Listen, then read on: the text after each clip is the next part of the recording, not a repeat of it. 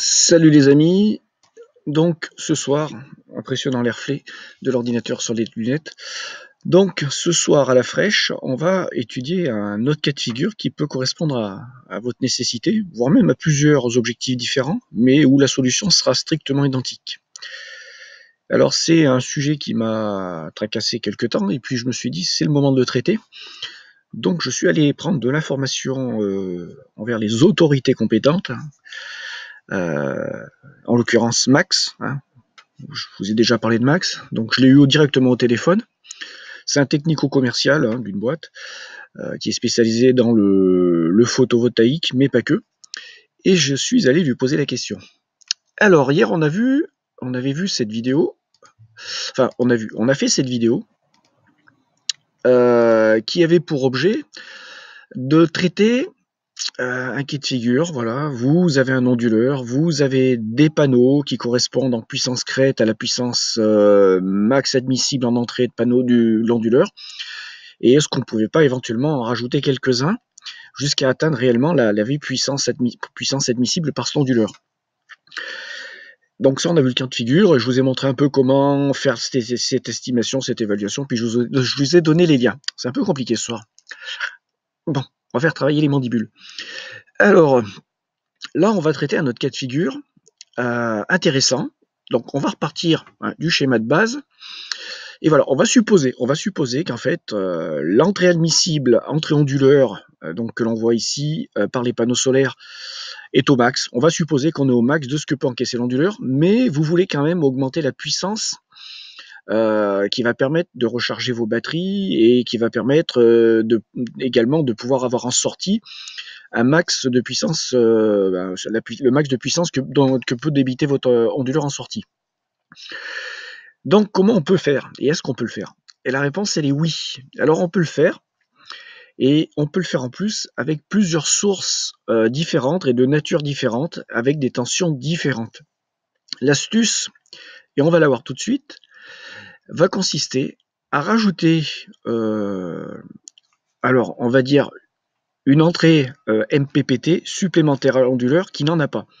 Et le principe, vous allez vite le comprendre. Donc là, j'ai fait une simulation avec le schéma. Donc là, nous avons les batteries en bas, et nous avons une série de panneaux supplémentaires, et là, une éolienne. Donc on peut très bien faire l'un ou l'autre, ou les deux à la fois. Et l'astuce va consister à prendre les panneaux solaires, avec une tension bien définie en sortie de ces panneaux solaires lorsqu'on est, on va dire, à un fonctionnement nominal, un régulateur de charge, qui lui va être adapté en tension à la tension de sortie en nominal de vos panneaux solaires, et ensuite en sortie qui va être capable de réguler la charge des batteries avec la charge avec la tension des batteries nominale. Et on va faire exactement le même processus avec une éolienne. Toujours respecter la tension, et ensuite paramétrer, définir le régulateur de charge et le paramétrer pour qu'en sortie, ils viennent également se mettre en parallèle de tout l'ensemble onduleur et ensuite régulateur pour continuer à alimenter les batteries.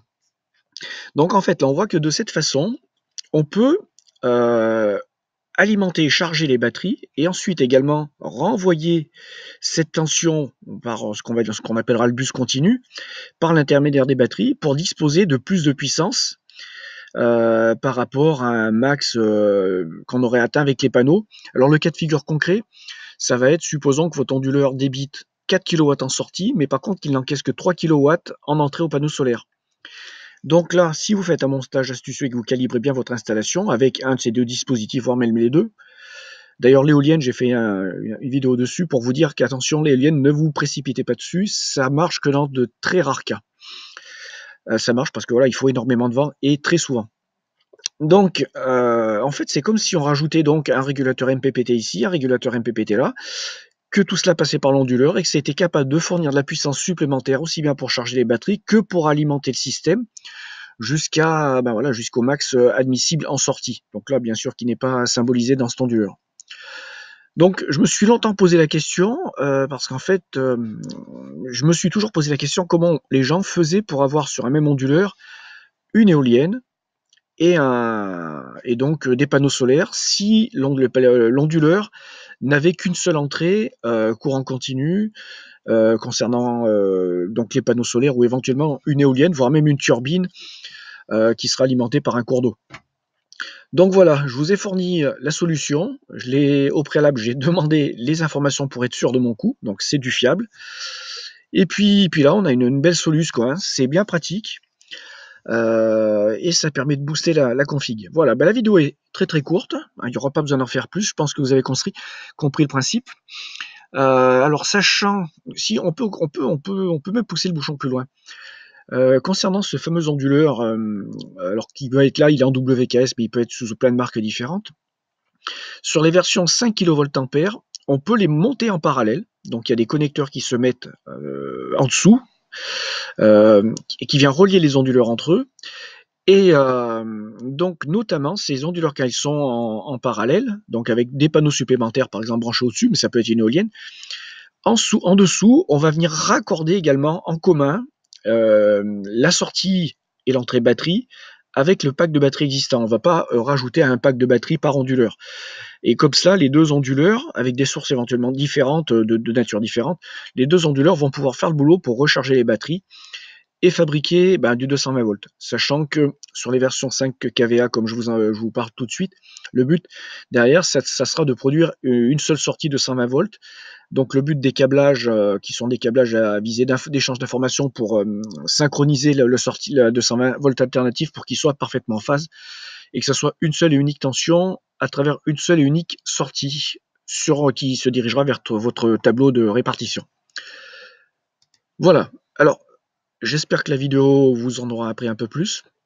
Si vous avez des questions, n'hésitez pas, des remarques, n'hésitez pas.